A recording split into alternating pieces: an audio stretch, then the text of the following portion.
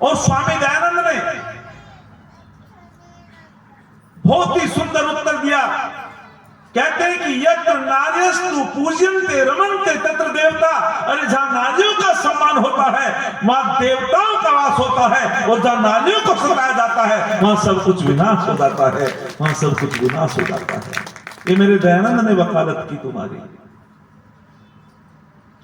और जब इस सूत्र के माध्यम से स्वामी जी ने देखा कि ये तो बहुत गलत व्याख्या की है, कन्या शोक का कारण नहीं होती। अरे कन्या तो एक शोभा होती है आंगन की, घर की।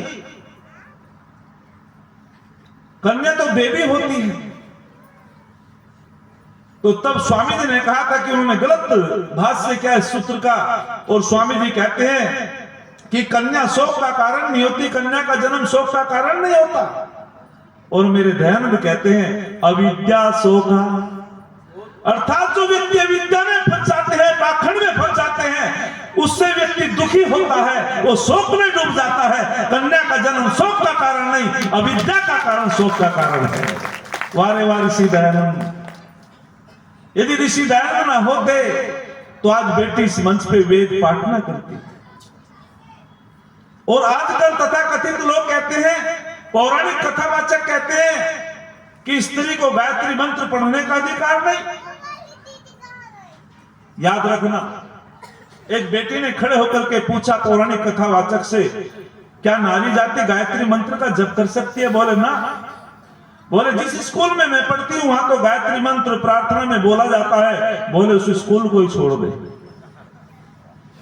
बोले घर के तो नहीं छोड़ने देंगे।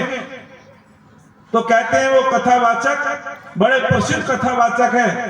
बोले तो एक काम करना, यदि जब तू स्कूल में जाती है लेकिन जिस समय वो प्रार्थना होती है और गायत्री मंत्र को बोला जाता है, उस समय अपने कानों में उंगली लगा ले, आवाज ना आए। मैं एक बात पूछना चाहता हूं,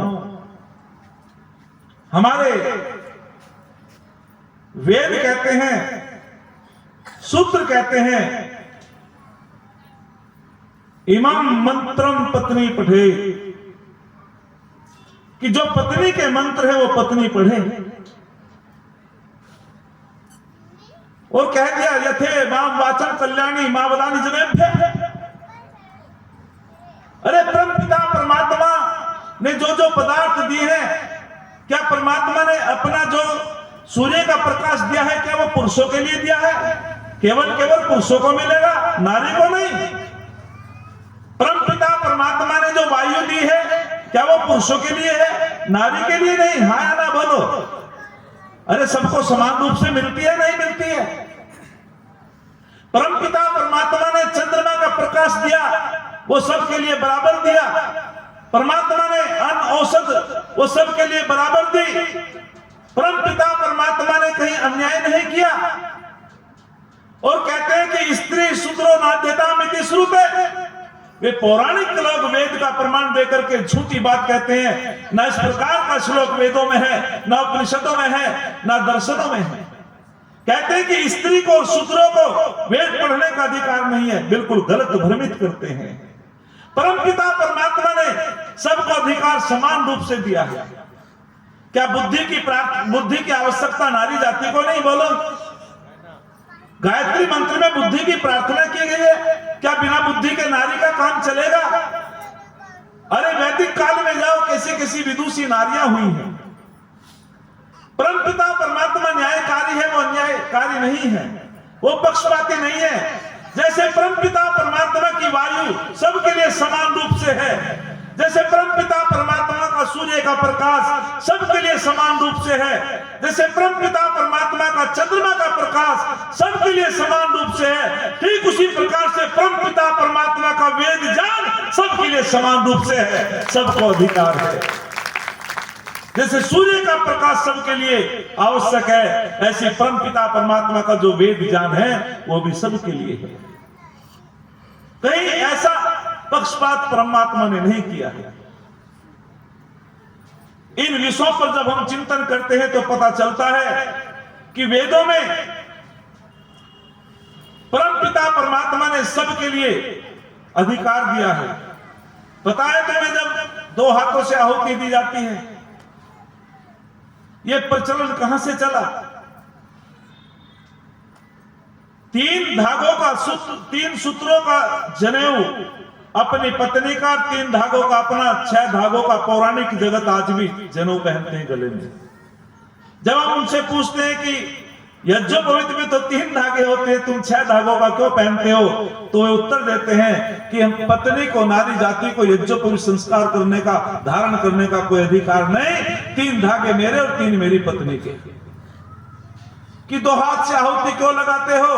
कि पत्नी को यज्ञ करने का अधिकार नहीं, आहुति देने का अधिकार नहीं है। 1 हाथ मेरा, 1 मेरी पत्नी का। समझो वो मेरी पत्नी हाथ लगा दी, अब भी लगावा है, वही पौराणिक परंपरा है। लेकिन परमपिता परमात्मा ने कोई पक्षपात नहीं किया था। जब आप वैदिक काल में जाओगे आपको पता चलेगा। अरे वे कहते हैं कि गायत्री का जप नहीं कर सकते, वेद नहीं पढ़ सकते। लेकिन आप चिंतन करो, जगत गुरु शंकराचार्य पंडित मंडन मिश्र का शास्त्रार्थ हो रहा है। पंडित मंडन मिश्र बहुत बड़े विद्वान और जगत गुरु शंकराचार्य भी बहुत बड़े विद्वान हैं। कहते हैं कि जब जगत गुरु शंकराचार्य पंडित मंडन मिश्र के घर जा रहे हैं तो वे पता पूछते हैं, तो लोग कहते हैं कि जिसके घर, जिसके आंगन में तोते जो है वेदांत के सूत्र बोल रही हो, वेद मंत्र बोल रही हो, समझ लेना पंडित मंडन मिश्र का घर है। कितने बड़े विद्वान। जब दोनों का शास्त्रार्थ की तिथि निश्चित होती है तो कहते हैं कि इसका निर्णायक कौन होगा? तो वहां भारती देवी, पंडित मंडन मिश्र की देवी बैठी है, पत्नी बैठी है, और वो कहती है, क्या तुम्हें भारती देवी नहीं दिखाई दे रही? अरे क्या कमाल की विदुषी। जो पौराणिक पाखंडी लोग कहते हैं कि नारी को वेद पढ़ने का अधिकार नहीं, गायत्री मंत्र पढ़ने का अधिकार नहीं, आप उनको ये प्रमाण दो, उनकी बोलती बंद हो जाएगी। भारती देवी ने कहा, क्या तुम्हें भारती देवी नहीं दिखाई दे रही? अच्छा, 2 वकीलों में झगड़ा हो जाए तो जजमेंट कौन करेगा? बोलो। अरे 2 वकीलों में लड़ाई हो जाए तो उसका जजमेंट कौन देगा? है जी? हाँ, बढ़िया, ताली बजाओ। जज। अच्छा, जज क्यों देगा जजमेंट? कौन से बुद्धिमान है? तो भारती देवी जो उनकी निर्णायिका बनी, तो क्यों बनी? आप अंदाजा लगा लो, यदि कम बुद्धिमान होती तो वो निर्णय ना कर पाती। कितनी वेदों की विदुषी। जब दोनों का शास्त्रार्थ चला, शर्त लगी, जो सा जीतेगा वो उसका शिष्य बनेगा और जो जीतेगा वो उसका गुरु। बोले ठीक। कई दिन तक शास्त्रार्थ चलता रहा, लेकिन होता क्या है, जगत गुरु शंकराचार्य ने जो उनसे प्रश्न किए तो पंडित मंडन मिश्र उसका उत्तर न दे पाए और हाथ जोड़ करके कहने लगे कि आचार्यवर, मैं इसमें पराजित हो गया, तुम जीत गए, इसलिए मैं तुम्हारा शिष्य और तुम मेरे गुरु। लेकिन भारती देवी ने कि नहीं नहीं, और जगत गुरु शंकराचार्य ने भी कहा बिल्कुल ठीक है। सभा के बीच में इसने अपनी पराजित स्वीकार की है, पराजय स्वीकार की है। तो भारती देवी ने कि नहीं नहीं, अबे मेरे पति पराजित नहीं हुए। बोले क्यों देवी? ये तो सभा भी सारी मान गई है, तुम्हारे पति भी मान गए हैं। तो तब कहती है भारती देवी कि मैं अर्धांगिनी हूं, आधा अंग मेरे पति का है, अभी तो मेरे से भी शास्त्रार्थ करना पड़ेगा। यदि आपने मुझे पराजित कर दिया तो समझ लेना मेरे पति पराजित हो गए। तो उसने की देवी आप पूछो, क्या पूछना चाहती हो? हालांकि काम सूत्र के वे प्रश्न थे, लेकिन उसने ऐसे गुड़ उनसे शंका रखी। जगत गुरु शंकराचार्य को 1 साल का समय मांगना पड़ा, 1 वर्ष का समय मांगना पड़ा। और जब उस विदुषी ने कहा तो अभी मेरे पति पराजित कहां हुए। ऐसी ऐसी विदुषी हमारे भारतवर्ष में। और ये लोग जो है तथाकथित कहते हैं कि नारी जाति को वेद पढ़ने का अधिकार नहीं है, संस्कार करने का अधिकार नहीं है। अरे यहां तक कह दिया कि नारी के अंदर आत्मा नहीं होती। ये धन्यवाद करो ऋषि दयानंद का। यदि स्वामी दयानंद न होते, अरे एक बार प्रकाशवीर शास्त्री जी सांसद हुआ करते थे, इंदिरा गांधी, श्रीमती इंदिरा गांधी जी प्रधानमंत्री हुआ करती थी। प्रकाशवीर शास्त्री ने पूछा इंदिरा गांधी से, मैं पूछना चाहता हूं कि आपको प्रधानमंत्री किसने बनाया? बोले जनता ने बनाया।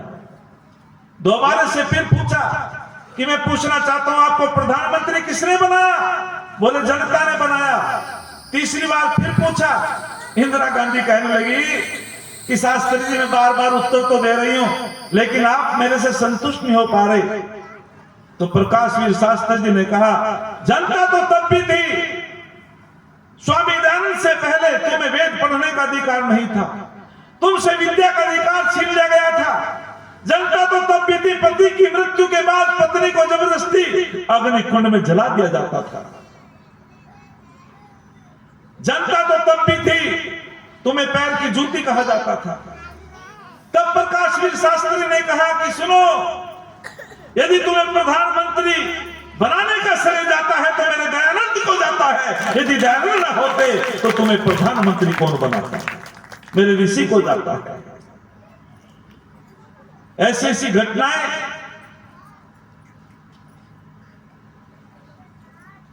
जबरदस्ती पति की मृत्यु के बाद में पत्नी को अग्नि में जला दिया जाता था। किसने किया था सती प्रथा का विरोध?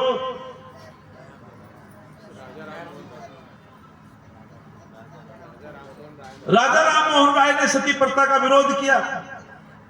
उसके भाई की मृत्यु हो गई और राजा राम मोहन राय अपने भाभी को बता रहे हैं कि ये तो वेद विरुद्ध है, वेदों में कहीं विधान नहीं है और आपको जो है अग्निकुंड में नहीं जलना है, सती नहीं होना है। अपने उस देवर की बात मान करके वो समझ गई, लेकिन उस युग में जो पोप थे, पाखंडी थे, जिन्होंने कहा तो परंपरा चली आ रही है, ऐसा तो हो ही नहीं सकता। और जैसे राजा राम मोहन राय के भाई की मृत्यु हुई, राजा राम मोहन राय ने इसका खंडन किया, तो कहते हैं कि राजा राम मोहन राय को पेड़ से बांध दिया और उसकी भाभी को जबरदस्ती वे दुष्ट वे पोप जबरदस्ती जो है घसीटते हुए उस अग्नि के पास ले गए। और वो देवी कहती है कि मुझे छोड़ो, मुझे छोड़ो। मैं समझ गई कि वेद विरुद्ध है, शास्त्र विरुद्ध है, हमारी संस्कृति के विरुद्ध है। मेरे पति की मृत्यु हुई है, मेरा क्या दोष है? लेकिन उसको जबरदस्ती घसीटते घसीटते अग्नि के पास ले गए और राजा राम मोहन राय ने जब विरोध किया तो उसको पेड़ से बांध दिया। और राजा राम मोहन राय कहते हैं कि मैंने उस दृश्य को अपने आंखों से देखा, लेकिन उन दुष्टों ने मेरी भाभी को जबरदस्ती अग्नि कुंड में जला दिया।